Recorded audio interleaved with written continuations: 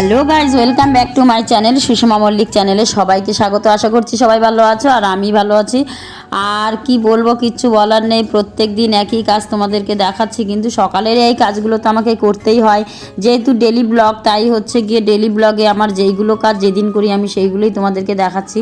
দেখো, সকালবেলা ঘুম থেকে উঠে সমস্ত আশিবাসি কাজ সেরে নিয়েই কিন্তু সবজি কাটতে বসে গেছি। এদিকে কিন্তু রান্নাটা আমি বসিয়েই দিয়েছি, কারণ সবজিটা কেটে না নিলে রান্নাটা তাড়াতাড়ি হবে না। ওইদিকে দেখো পটল ভেজেছি অল্প একটু করে, কারণ আমার হাজব্যান্ড পটল ছাড়া অন্য কিছু খায় না ভাজা। আর এটা আলু পটলের তরকারি করব দেখে আলুগুলোকে একটু ভেজেছি, একটু বেশি ভাজা হয়ে গেছে, আর পটলগুলো ভাজতে শুরু করেছি। আমি কিন্তু আলু পটলের তরকারি এভাবেই করি, আলু আগে ভেজে নেই, পটল ভেজে নেই, তারপরে মশলা কষিয়ে দিয়ে কিন্তু রান্না করি। খুব ঝটপট করে রান্না করেছি, আর তেমন কিছু ভিডিও করতে পারিনি। আর ঝিঙা রান্না করেছিলাম। তো দেখো, তারপরে হচ্ছে গিয়ে স্নান টান করে খেতে বসে গেছি। আর বিশ্বাস করবে না, সকাল থেকে মানে কতগুলো ফোন আর কতজন যে আমার বাড়িতে এসছে, মানে কি বলবো। এই দেখো আলু পটলের তরকারি, সেটাই দেখাচ্ছিলাম যে এইগুলো নিয়ে। এই খেতে বসেও কিন্তু আমার একটু শান্তি নেই, কারণ খেতে বসছি তখনই একজন দিদি এসে জানলা দিয়ে ডাকছিল। তো আমি বললাম একটু বসো, আমি খাবার নিয়ে যাচ্ছিলাম। যাই হোক, ওই দিদিটা বললো তুমি খেয়ে নাও, তারপরে আসো। তো আমাদের মিষ্টি চলে আসছে বাড়িতে, আর ও তো আছেই। আর যাই হোক, তারপরে মানে কি বলবো, ঝটপট করে খেয়ে নিয়েছি। আর খেতে গেলে কি আর ঝটপট হয়, তবুও কেউ যদি এসে বসে থাকে না, তখন আর মানে খেতে ইচ্ছা করে না টাইম নিয়ে, তখন তাড়াতাড়ি খেয়ে নিই। খাওয়া দাওয়া করে ওই দিদিটা আসছিল, কিছু ফর্ম ফিল আপের বাকি ছিল। দেখো ওর কাছে ফর্ম ফিল আপ করে ওকে ফর্ম দিয়ে দিয়েছি, ও নিয়ে চলে গেছে। আমি সিঁদুরটাও পরতে পারিনি, মানে মাথা চিরুনি করে সিঁদুরটা পরবো সেই টাইমটুকুও পাইনি। তারপরে আমাদের আবার সঙ্গের সুমতিদি, অনেকেই চেনো, ও চলে আসছে। ওকে পুরো অফিসের যত মানে কাগজ লাগবে সবগুলো বান্ডিল করে তুলে দিলাম। কালকে এগুলো দেখেছো আগের ভিডিওতে, যে আমি বিডিও অফিস থেকে নিয়ে এসেছিলাম।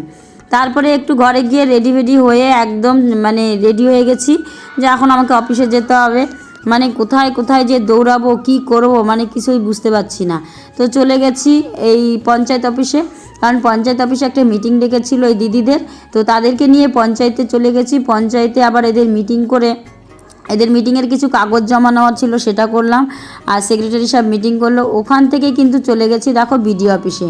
এটা বিডিও অফিসের, আমি আজকে একটু বিডিও অফিসটা তোমাদেরকে দেখাচ্ছি। দেখো, সিঁড়ি দিয়ে একদম উপরে চলে যাব, কারণ বিডিও অফিসে অল্প কাজ আছে, বেশি কাজ নেই, বেশিক্ষণ থাকবো না। আমাদের যে ডাব্লিউডিও ম্যাডাম দিদি, তো দিদির কাছেই যাচ্ছি, দিদির সঙ্গে দেখা করব। কিছু কাজও আছে, দিদি ফোনও করেছিল যে আসো একটু কাজ আছে, তো এই কাজটুকু করব। এই দেখো দিদির রুমে অলরেডি অনেক মেয়েরা, আমাদের সুমতি দিদিও আছে। তো আমি এইখানে একটু কথা বলে কাজ টাজ করে দেখো বেরিয়ে পড়েছি।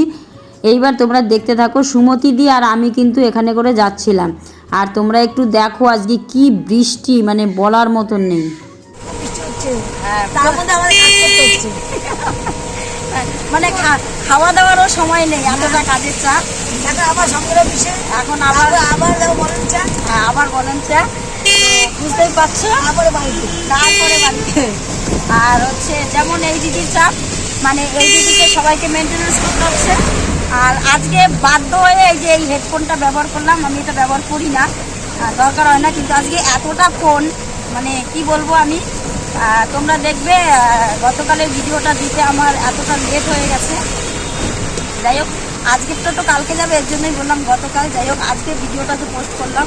আমি 3টের সময় করি, সেখানে গিয়ে দেখলাম প্রায় 4টার উপরে, 4:30 বেজে গেছে। কারণ 3টের সময় একটা পঞ্চায়েতের মিটিংয়ে ছিলাম, আমার খেয়াল ছিল না বলতে তখন অলরেডি আমি শুধু ফোনে কথা বলছিলাম, যার জন্য ভিডিওটা পোস্ট করতে পারিনি।